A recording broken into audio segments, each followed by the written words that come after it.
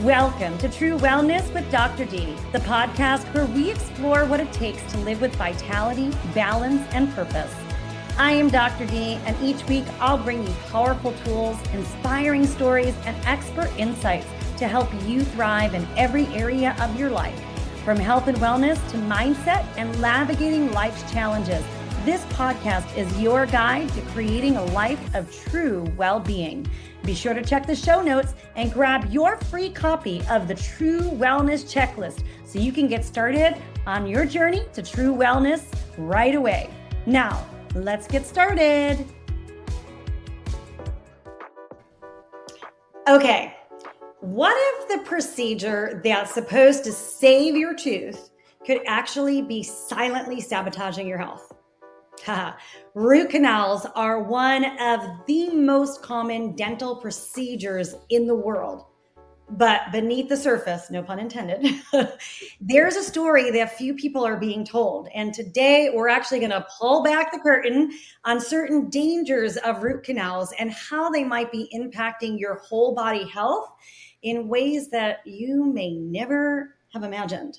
So I am excited to be joined here by Dr. Leonard Fazio, who is a pioneer in biological and holistic dentistry. And of course, he was my dentist for nearly 2 decades as I lived on Long Island. And he is Long Island's top holistic and biological dentist for all you Long Island New Yorkers. You definitely want to go check him out. But Dr. Fazio, I mean, he's known for challenging the conventional wisdom, not just in dentistry, but also when it comes to root canals. So he's got decades. I mean, you've been working with me for at least a long time. Decades of experience and knowledge where he's actually seen firsthand how dental procedures can either support or undermine our overall wellness. So Dr. Fazio, I am so excited to have you here today because we've got a lot to talk about. Yes, we do. You know, people, we talked last time on our last episode of the podcast, which you guys will have it in the show notes. So if you want to go back and hear that episode as well, just go ahead, find it in the show notes and click and listen. But we talked about things like cavities and dental materials for fillings and that kind of stuff. But we barely scratched the surface on root canals, which needs its own topic of conversation because it goes that deep. So I want to dive in because I'll tell you, as a holistic, as a natural health functional medicine practitioner, we know that dental infections are a really big deal. Yeah. And I've seen so many people come in with autoimmune disease and such where they're like, I don't know what's going on. And then we discover that there is a root canal that's gone bad. And most of the time they don't even know that it's gone bad. Right. So let's dive in. So first of all, I guess we should kind of clarify for people, like, what the heck is a root canal? Well, okay. So a root canal procedure or root canal therapy is the process by which the dead or dying nerve tissue and blood supply that are typically located within the tooth, within the root system, is intentionally removed and remaining tooth structure attempted to be sterilized in order to alleviate the pain, the swelling, infection, whatever, and allow then the symptoms to abate to the point where the patient can have the lack of pain and be able to salvage or keep the tooth. So typically when someone's having a significant problem with the tooth, the first option they'll be offered would be to save the tooth by using or performing root canal therapy. Now, typically, most people are going to agree that they would prefer to save their tooth, and the dentist wants to save their tooth, which makes sense, as opposed to losing it.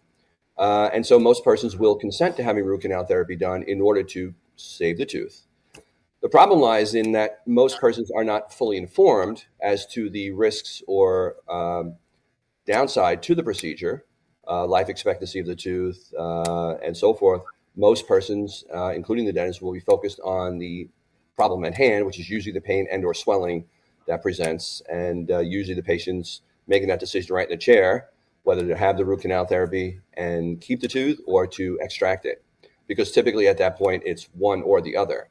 And again, most sane people, most logical people would think, yeah, save my tooth, and do. But as you alluded to in the intro, most people are not bargaining for what may come after. So after initially eliminating the nerve pain and or swelling with the procedure, those teeth, as you alluded to, could become slowly infected again with zero symptoms. And so most persons might not know that there is a problem that may occur later on. Now, Danielle, I want to add that the reason for all this is that it's not necessarily the fault of the dentist who's prescribing it or doing it, but really the problem lies in the procedure itself. The inability to completely sterilize the inside of a tooth, which if anyone looked at under a very powerful microscope like an electron microscope, one would notice that the inside shape and morphology of the root is very complicated, extremely complicated on a microscopic level. And therefore, to expect that an infected tooth or a situation where the inside of the roots of that tooth had been affected, in which the nerve died off, that area cannot be fully physically cleaned out, and therefore attempts at complete sterilization or sanitization usually fall short. Depending on the amount of effort the operator puts in, the dentist puts in there, someone's taking his or her time to really clean out those areas and basically hollow out the tooth and remove the debris that's in there and attempt to sterilize it. Again, a success will be achieved by virtue of the swelling going down, and maybe even see some improvement on the x-rays following the procedure, and the patient's happy because their pain is gone and their tooth is still there. But as I alluded to, the real challenge is in the conventional means of sterilizing the inside of the tooth. Typically, during the time that the nerve and blood supply are physically being removed with these microscopic files or small files that are designed to grab the material out and reshape the inside of the tooth roots, that the sterilizing procedure is nothing more than using sodium hypochlorite, which most people would know would call or refer to as Clorox bleach, or any kind of household bleach. Most people are surprised to hear that, but yet we know that bleach will sterilize most anything it comes in contact with. But the problem lies in the roots again, okay? The internal morphology or structure of the tooth, which does not lend itself well to irrigation of liquids of any kind. If anybody knows anything about science, we know that there is a property of liquids we call surface tension, which does not allow liquids to disperse so readily, especially in tight spaces. Right. Whereas something like a gas readily wants to disperse, and therefore, when using a bleach or a sodium EDTA or some other concoction to rinse out the debris that is created during root canal therapy, invariably some debris is left behind. And invariably, there are areas of the root that cannot physically be cleaned out, and therefore organic material, which is rotting out, will be left behind inside the tooth. Now, again, enough sterilization or sanitization of the tooth will alleviate and reduce symptomology to the point where everyone thinks it's a success. And if the procedure is completed, the patient's feeling happier, and it looks good on an x-ray, most people consider that the end of the story. Unfortunately, that may be just the beginning. Okay, so what I hear you saying is the problem is we think we're cleaning something out, but essentially we're doing maybe a little bit of a cleaning job, but then there's stuff that's left in there. We're then sealing it up and it's left to basically rot? Correct. So again, we're getting enough sterilization of the root to alleviate the symptoms, but yet no one, and I mean nobody, could ever promise that any endodontist or conventional dentist is able to sterilize the tooth 100%. And or to allow that tooth to remain sterile for eternity. The reality is that we're reducing the amount of infection inside the tooth with good dental treatment, and again, reducing the overall toxicity in that initial period to the point where the symptoms will dissipate or disappear. But invariably, the tooth becomes reinfected inside, and any organism that can survive and reproduce inside of a non-oxygen environment like the inside of a sealed up root canal tooth is pretty bad bugs. And it's the byproducts of those organisms that can leach out of the roots, again, due to the design of roots and how the dentin tubules radiate out from the root canal to the surrounding periodontal ligament space, which is the microscopic space between the root and the jawbone.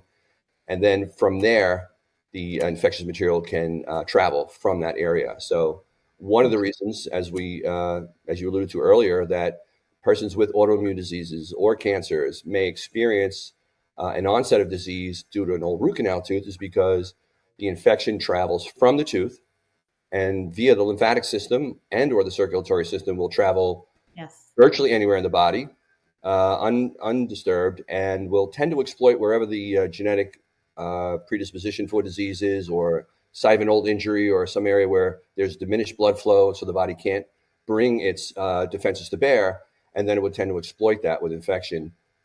This is called the focal infection theory, meaning the focus of the infection may be here in the mouth, but it may be showing up in a heart or in a hip issue or a breast cancer or something like that.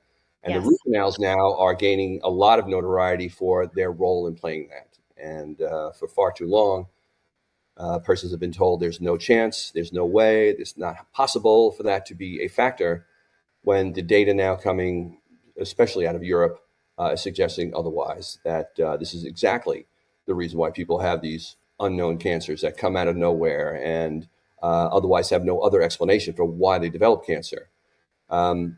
Looking at that is important. Thankfully, persons like yourself and other allied healthcare practitioners are now getting hip to the idea that they must consider this when making their diagnosis, asking the patient about their dental history to uncover whether this may be a reason why that person's sitting in your consultation room or not, or why you're having this patient with a laundry list of medications, and which nobody has an answer for, may very well have its roots, no pun, in the dental history. Yeah. Yeah. I mean, it's really scary because basically if we break it down, what's happening is there's an infection in the body, right? Which, And we know like the body's really smart. It wants to go after the infection. It yes, wants to heal from the infection. But here it is. It's kind of like, I'm going to call it a hidden infection. it And is. now all of a sudden your immune system is in hyper overdrive. And I always say the body doesn't do anything by accident. Everything is on purpose. Correct. If it's trying to figure out how to deal with that infection, it's logical that it can show up then as autoimmune disease. And I mean, I see this in my practice time after time after time. And yet, the root canals are being, they're out there as kind of like the only option or Yeah. best option. And this is what you have to do, but nobody's talking about the dark side, which Right. is exactly what we're going through. I mean, can you just from your background and experience, can you kind of go through a list of maybe some of the illnesses and ailments that have been associated with bad root canals? Well, of course. I mean, the list is pretty extensive, and we can almost say that virtually any disease may be related to a chronic infection, where the inflammation resulting from the infection, as you alluded to, is stressing the body 24/7, 365, to the point where the body's going to, throw up the white flag and say, I can't do this anymore, in which case it'll break down. And Yes. again, maybe if there's genetic predisposition for disease, family histories, things like that, that may make it that much easier for the disease to express itself if you've had root canal treated teeth. So that could be eczema, seborrhea, psoriasis. Let's go through heart palpitations, cancers, autoimmune diseases. Any system, tissue, or organ could be affected by chronic infection. So depending on how many sources of infection there may be, and persons who have multiple root canals are at even greater risk, as one might imagine, that they're potentially to have more sites of infection bombarding the body. That makes it that much easier for any disease to erupt.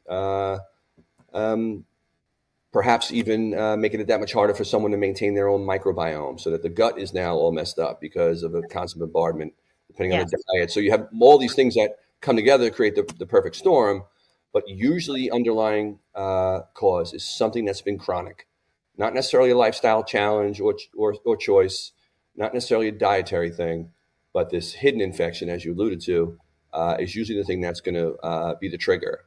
So again, anything that can be responding to infection, whether that's a skin disorder or a cancer or anything in between, can be, we can point the finger at the root canals as being a predisposing factor. Yes. That thing that the body can't handle and can't overcome, which is why people are usually shocked when they get a cancer diagnosis or an autoimmune disease diagnosis. It seems to come out of nowhere, like, how's that possible?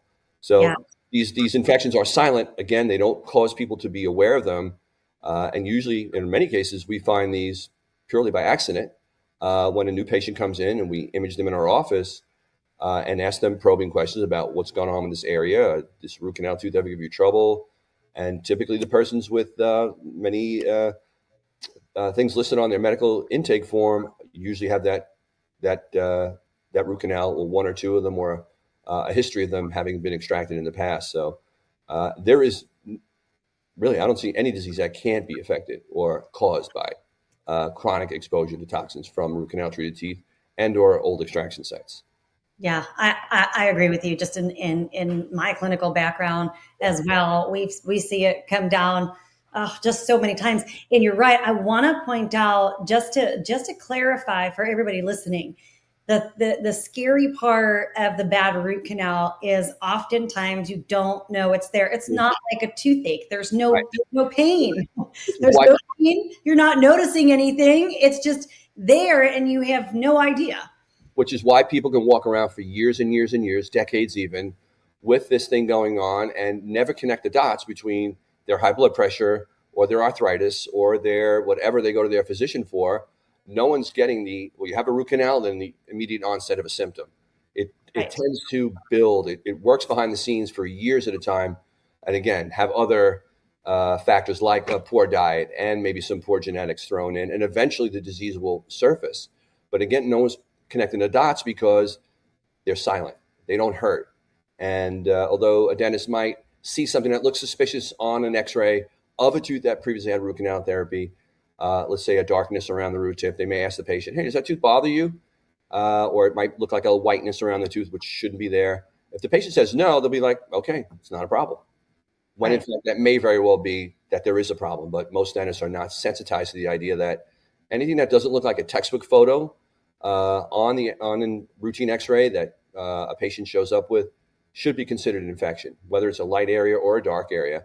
It's the body's reaction to this chronic inflammation from the infection. But again, it doesn't just stay there. So we can see where the origin is, but it really doesn't explain to the average dentist or patient that this is the reason for your disease or for something that happened to you 10 years ago. So it's tough. It's tough for people to know that just inherently. They have to be told, or they have to come across the information on their own, serendipitously, or someone tells them, hey, I had a root canal tooth taken out and I feel great.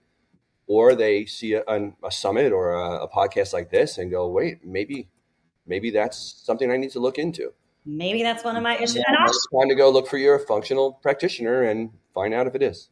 Yeah, absolutely. And I'll tell you, like, 90% of our clients have had root canals. You know, that might even be a conservative number. You know, hey, so depending on who you talk to, some people say 100% of cancer patients have root canals. Mm-hmm. That's a pretty bold statement. Yeah.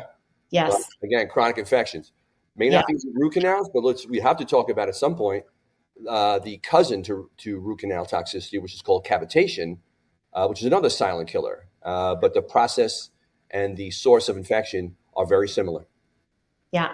So why don't you explain a little bit of that, what a cavitation is, so they can hear. I know we talked about it in our last podcast, but let's dive in so they have it. So okay, if we'll accept that in response to having root canal therapy, that the tooth eventually becomes reinfected again, or that we can say that maybe the infection was never cleared up 100%, someone who might have required 2 to 3 rounds of antibiotics during the root canal procedure, still having trouble, but yet they kept the tooth in there and soldiered on, or did the root canal over twice. Those are the exceptions. Those people have some inkling that, something's going on there. But the idea is there's still infection coming from that area, mostly silent. What affects even more people is the fact that most dentists, blanketly recommend extraction of wisdom teeth around age 18 for an average patient. And probably in many cases for good reason. Lack of jaws, probably due to the epidemic of tongue ties and children who aren't being breastfed and the whole 9 yards. It's not helping to develop the jaws and the airways adequately anymore. The lower jaws tend to be smaller than usual, and generally lower jaw third molars tend to be problematic in that they get crowded out and create problems, which ultimately require extraction. The problem there is not so much that the tooth's being extracted, although removing any organ from the body is really not a great idea, but generally those people have an issue, and typically what will happen is that the area where the root was removed from, or the tooth was extracted from, that the bone socket does not heal properly. And Yes. an incomplete, let's call it an incomplete healing of the bone socket due to many factors, which could be surgical technique, probably low vitamin D3 levels on most of those patients at 18-year-old kids that are going in there. Probably a really poor diet, which does not feature significant minerals or raw materials to help repair or rebuild bone. But Yes. suffice to say that a lot of times the quickness, the rapidity with which those teeth are extracted, surgeons are so practiced at this. They get them in, get them out, do a cursory cleaning out of the socket, and here bite on some gauze or stitch them up and send the patient on their way. The reality is that the majority of those cases, the bone does not heal. The patient had dry socket or not. Most people may not be aware that their bone socket's not healing. And if there's any debris left behind, part of the root tip that broke off, or part of the periodontal ligament, or that the bone level, the bone in that area was not debrided or surgically cleaned properly to encourage blood flow from the bone, not the gum, then that socket won't heal.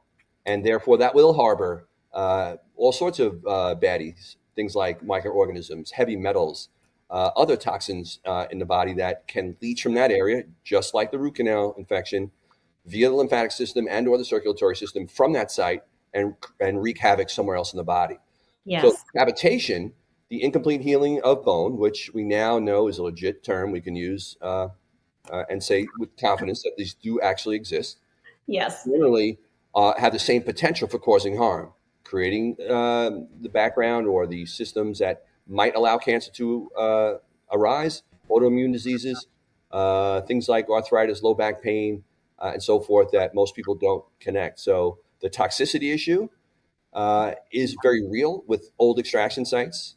The Yes. cavitations, which we'll call that, which is basically an area of very low density of the bone, which is how we diagnose them now, which is just generally confirming for us that that bone did not heal, in which case then you're not getting good health through that area. We're not getting good blood flow to that area. You're not getting the chi returning, the life force or life energy running through that meridian anymore. And that creates the imbalance that, again, has effects distally or outside the mouth.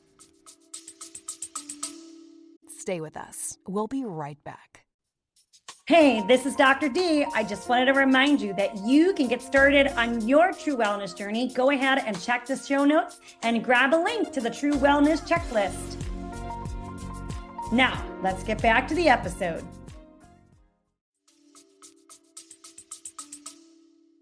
Okay. All right. So now we've got these two things that are lurking. Well, let me take one step back, Dr. Fazio, because I think this is an important point, because yes, we can get ourselves to that space where we have to have a tooth pulled or we have to have a root canal or supposedly have to have, right? But how do we, what are the signs before that? How do we even prevent ourselves from getting to that point? Well, of course, the one thing we can't control is what genetics had in store for us. And it's unfortunate that some people are predisposed to dental disease, and that may very well be exacerbated by a poor diet or ancestral diet that was not really well-rounded and nutritious. But of course, having access to dental care to make sure that if something is developing an imbalance or what we call a systemic imbalance, the first sign of which is usually the formation of cavities. Okay. And in our office, we regard cavity formation not as an oral hygiene issue, but rather as a systemic issue, an expression of a biochemical/nutritional imbalance. Then, of course, getting a lot of stuff in a row will make it less likely that a person is going to have invasive cavities that will reach the center of the tooth where the nerve is. Mm-hmm. Again, barring physical trauma, a lot of front teeth are hit from children and adults playing sports and car accidents and such. Really not much you could do about that. But, the ones that we can prevent would be getting, a good dental examination when the child's young, having a functional or biological dentist that's going to acknowledge that the formation of cavities is not just an oral hygiene issue, and then have the conversation with mom or dad that we need to make a nutritional intervention here, a lifestyle change, check the airway, check all the other things that that will help that patient be vital, and then, of course, prevent patients from having to make those hard decisions like, am I going to get a root canal? I'm going to have my tooth extracted.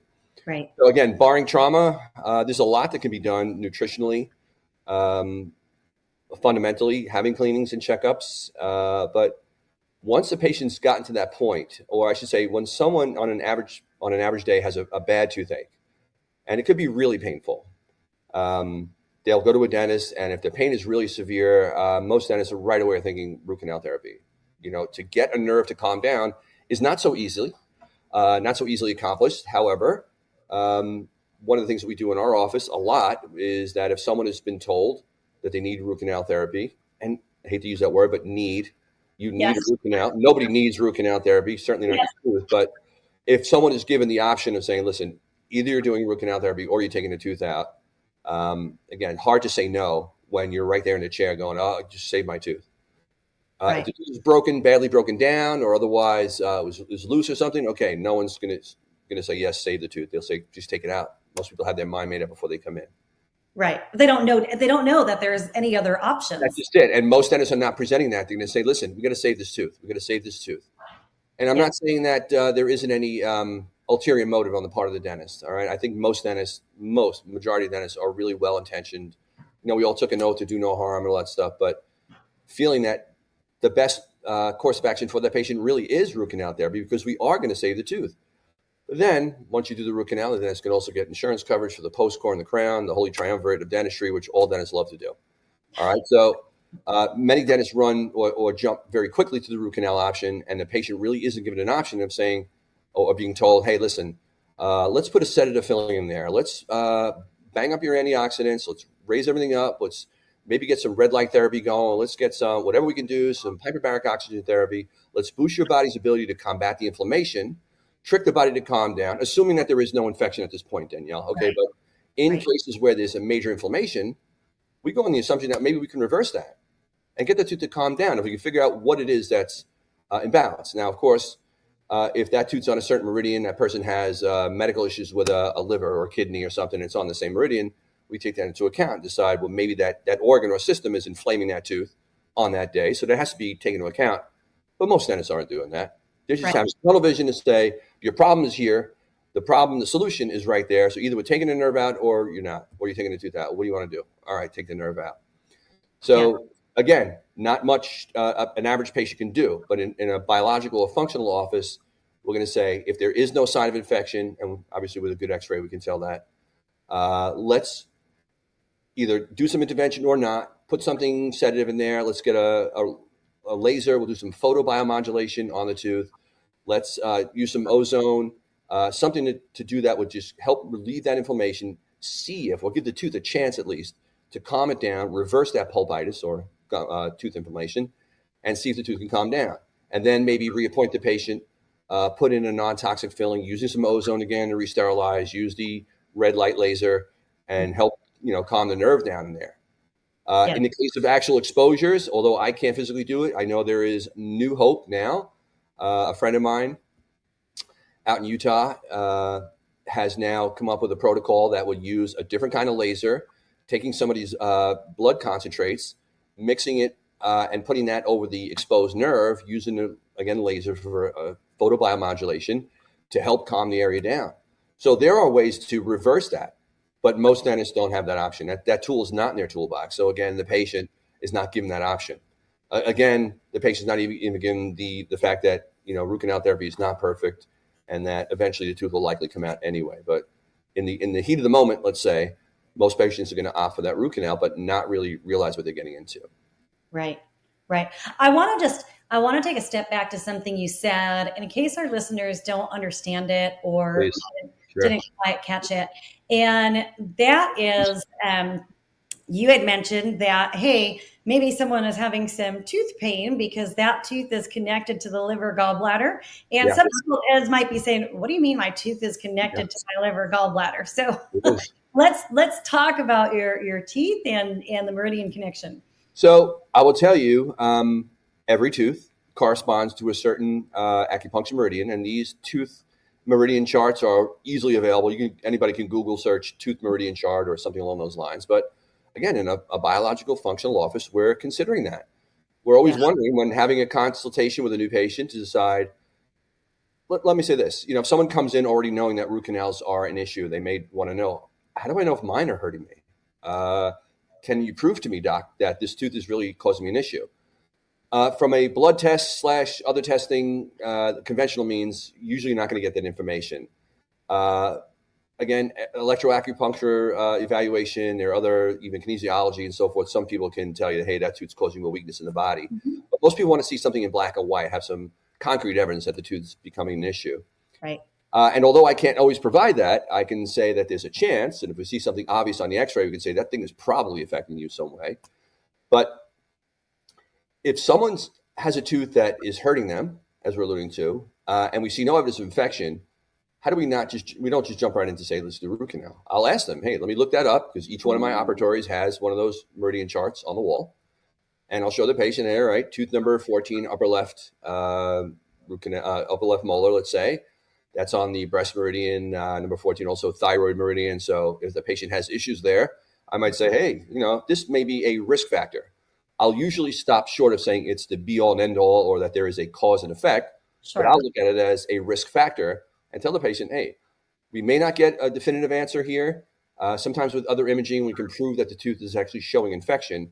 But to tell a person who has a root canal tooth on number 14 that they're going to get a breast cancer because that's on the breast meridian, or they're going to, they develop a thyroid disease, nobody can prove that, even though the odds are that could be a role player there. So it's a matter of educating the patient, saying, look, this is probably a risk factor.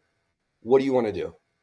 We don't tell people what to do. We say, listen, as part of the information you're learning today, take that into account when deciding, do you want to keep that tooth in there? Do you want to leave it alone for the time being? Do you want to, revisit that issue down the road or not? But that's one other bit of data that we can, give a patient or take into account when deciding, is this tooth an issue or not? Mm-hmm. Is the thyroid dysfunction as a result of the root canal, or vice versa? Did the thyroid dysfunction cause the tooth to start aching for no reason? That just scratching his head going, I don't see a problem here, but yet the tooth's, we might ask him, are you off your meds on your thyroid? Or someone's having a kidney issue of the front teeth, which is genitourinary meridians, there might be, something there. So we consider that a two-way street. The tooth can cause symptoms to the organ, or the organ can cause symptoms to the tooth. So if we're, considering that, we have to think big picture here. Let's see if we can, kind of put all the pieces together. Again, most dentists don't have the time or the inclination to do that because we're not taught that in school. Yeah. Well, and I think that's part of the issue, right? So you've got this unique perspective because you've gone and you've sought it out, and what used to be considered woo-woo is now becoming like, oh, well, wait a second. There's a lot of merit to this. Yes, there is. People who are saying no mercury back then, and they're saying, yeah, mercury. Oh, wait, hold on. We're gonna reverse ourselves on that. So I do think it is a matter of awareness of what's happening in dental treatment. It's no different than conventional medicine and holistic medicine, right? There's things that I know as a holistic practitioner, basic nutrition for one, right? That's not taught in medical schools. No. So barely on it in dental school as well. Yeah, it's a matter of that. So let's take a step. Let's take a step in the direction of, well, what do we do if we're told that we quote unquote need a root canal?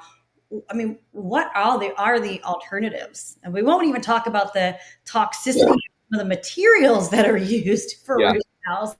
Well, okay. I mean, unfortunately, when the diagnosis has been made that a tooth, I hate to use the term, needs root canal therapy, or that the dentist is going to suggest performing root canal therapy in order to alleviate the pain and the swelling, to allow the patient to hold on to the tooth, there really aren't much options. Again, if someone comes to me before the procedure is actually done, we may be able to eliminate that symptom in a different way, whether that's cleaning out the cavity and using ozone to sterilize a tooth. For example, when we're in school, we're taught that if there's a deep cavity, whether it's close to the nerve or not, we must physically clean out or excavate all of the cavity or decay from the tooth, none behind.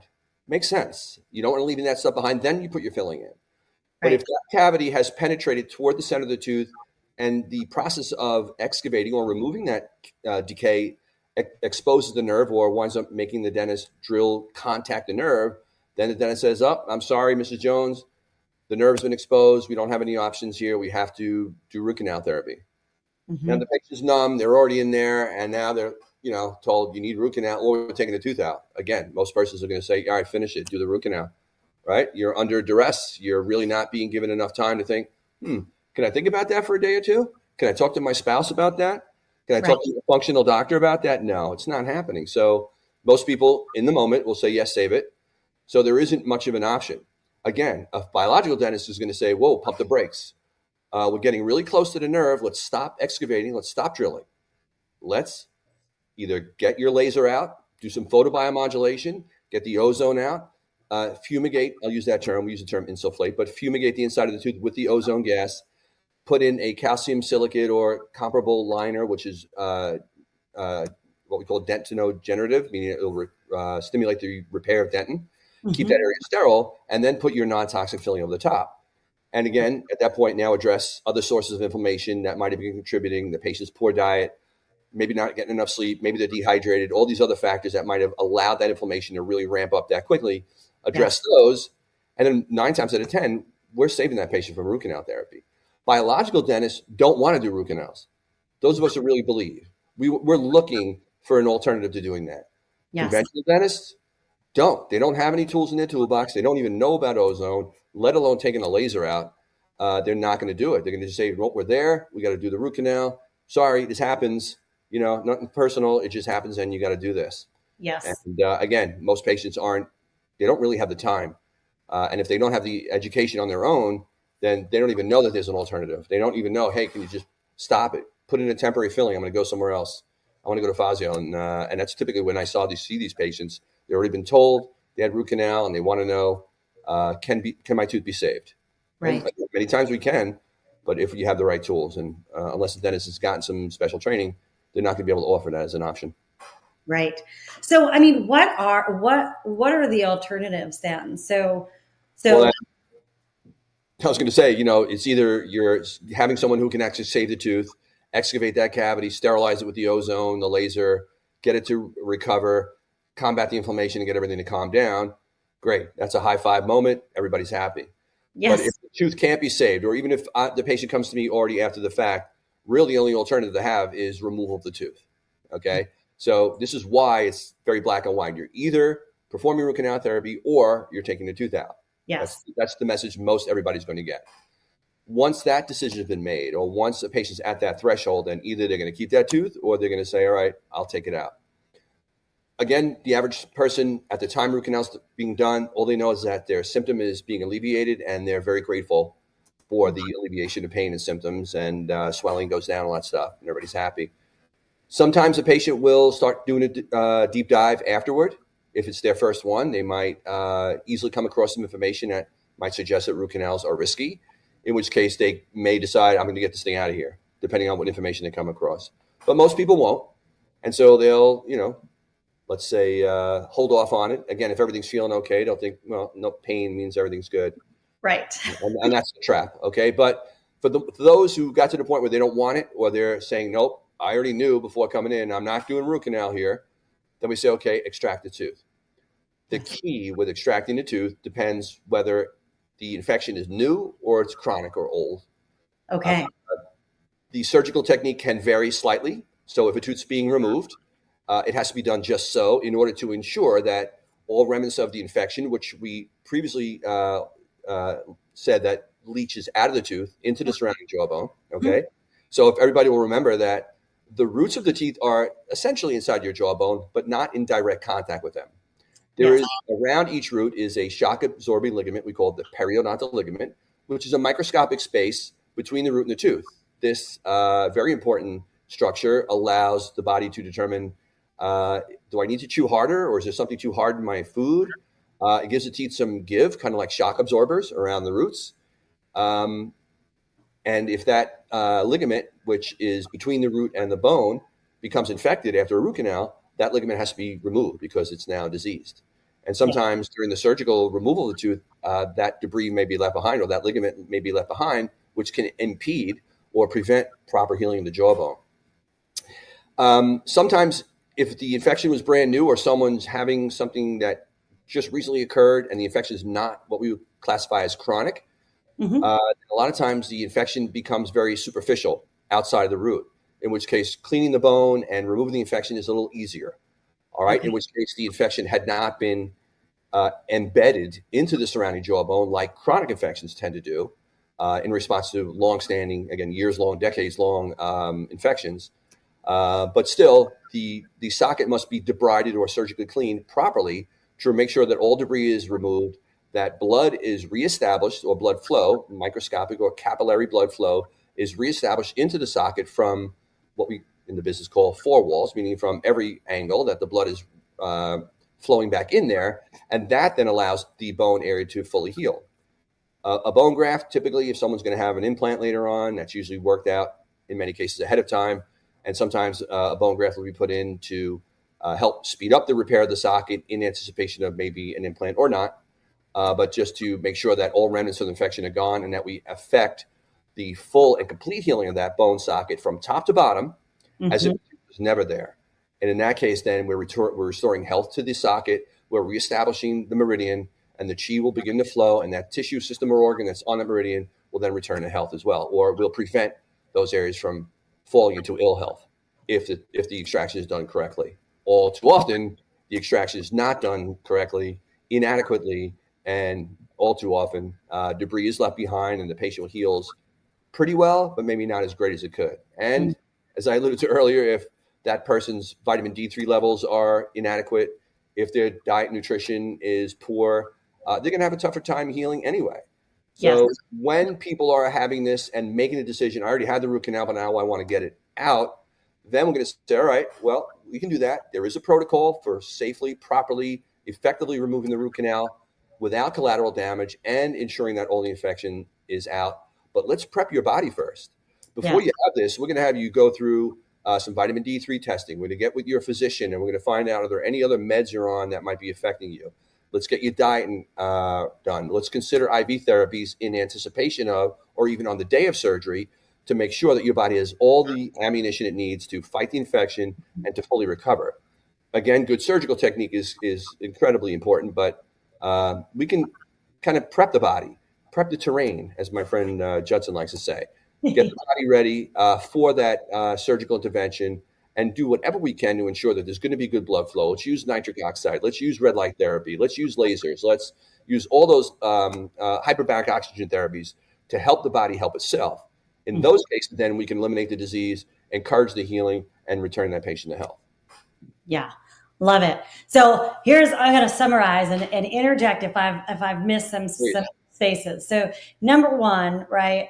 First and foremost, we always want to go with prevention, right? You want to make sure you're getting your minerals, your vitamin D. You want to address airway issues, which we've spoke about. And we've also had Dr. Lane Martin speak about airway issues. So we want to do that. And then if there is some indication of a cavity, we want to take care of the cavity rather than letting the cavity go for a really long time. So it doesn't end up into a root canal potential scenario. Right. And then if there is the need, and again, we're loosely using the term, if it needs to be suggested, then you want to prepare your body if your body has not been prepared. Correct. Right? Did I miss anything along? No, I mean, I think it can be that simple, Danielle. And again, most people aren't thinking along those lines. You know, right. They're not being taught by their physician to think along those lines. Again, if they're lucky enough to see your podcasts and be a client of yours or a patient of yours, they'll get that information. But the vast majority of people don't. Unfortunately, a lot of them get it. Not that it's too late, but after the fact, and when they start looking for alternative cures for their chronic diseases, and then they start to stumble across the dental connection, that's when most people's minds get blown, going, wow, no one, they could have told me this 20 years ago. And it might have saved me a lot of suffering. But again, back 20 years ago, we didn't have enough physicians or allied healthcare practitioners that even acknowledged or knew that there was a dental connection. So the information is more freely available. It is easier for people to start educating themselves to know, I need to be prepared. I need to be my own best advocate. Yes.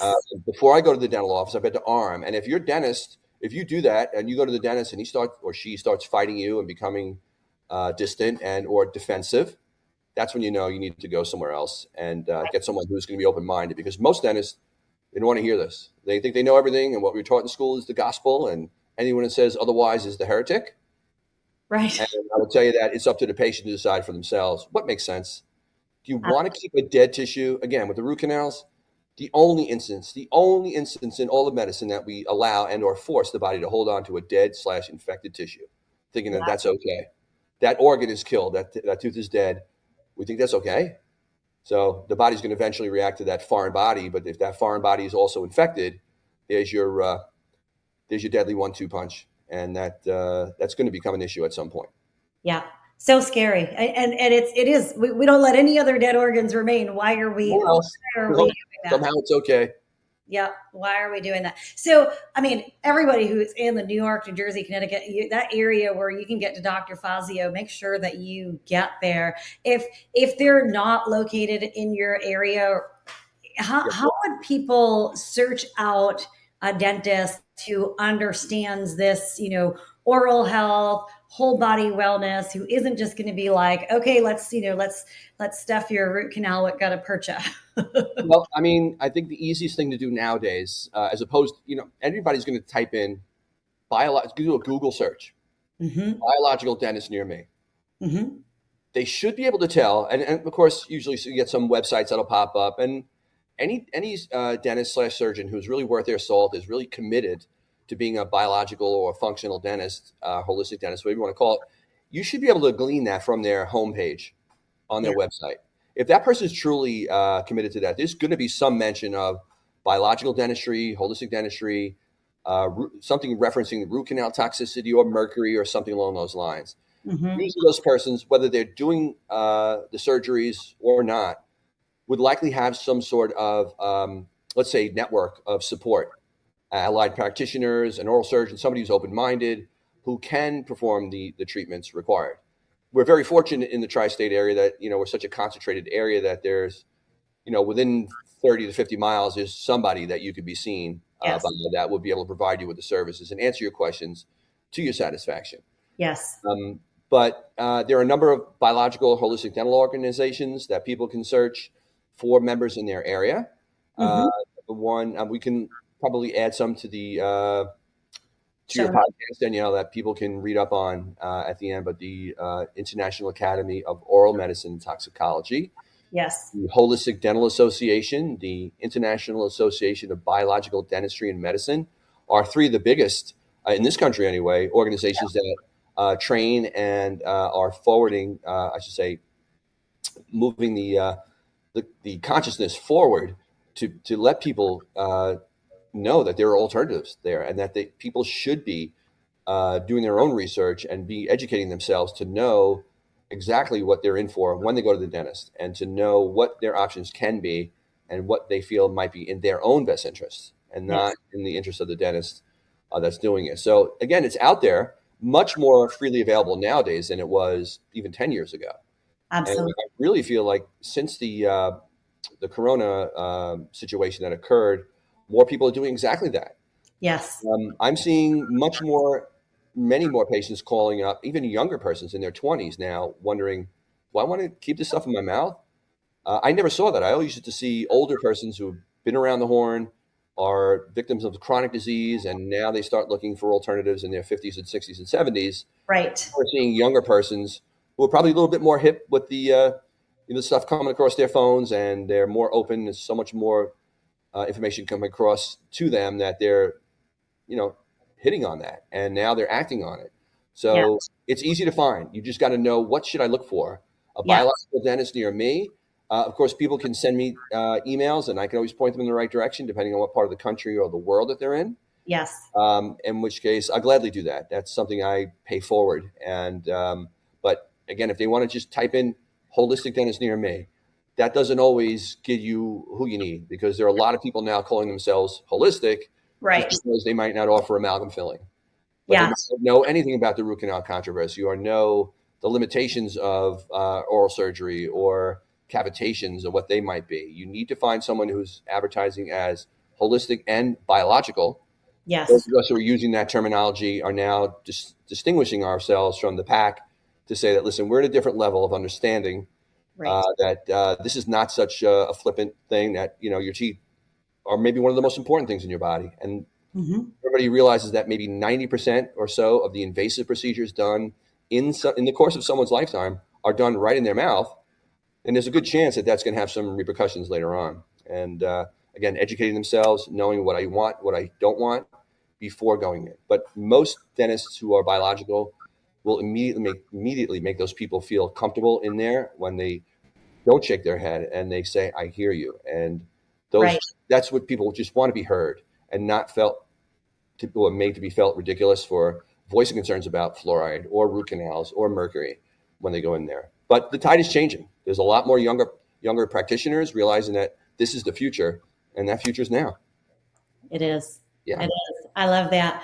Well, Dr. Fazio, if you could give one message to our listeners about oral health and, whole body wellness, what would it be? Wow. All right. We have two if you need to. No, you know what, again, there's a lot I could say, of course. Again, educating themselves and just understanding that everything that's done in the mouth will have a repercussion. And if you can, again, it's hard if you have a really great relationship with your current dentist to just disregard that person, or even if you ask him, the dentist may shoot you down about anything I just discussed today. Right. It's important that you hear from other sources. Again, I'm not asking people to take my word for it, I should say. I'm just a messenger here. But again, the information is freely available. You could just type in keywords on a Google search when you have time. Yes. Root canal toxicity. Simple as that. Root canal toxicity. Mm-hmm. Root canals and cancer, root canals and disease, something along those lines. Yes. Type in the word cavitation and just read the incredible amount of information that's going to come down. Yes. In that case, again, an alternative viewpoint will be had. And I think when people see the logic behind why persons like myself are not happy with the conventional treatments, that they're going to become more motivated to get even more educated and then say, hey, doc, I love you, but I need to go somewhere else because I need to get what I need to get from someone else that you're not providing.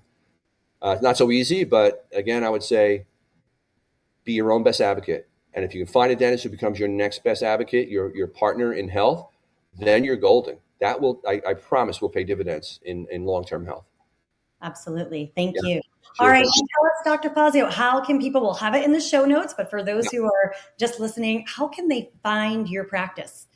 You can type in my name.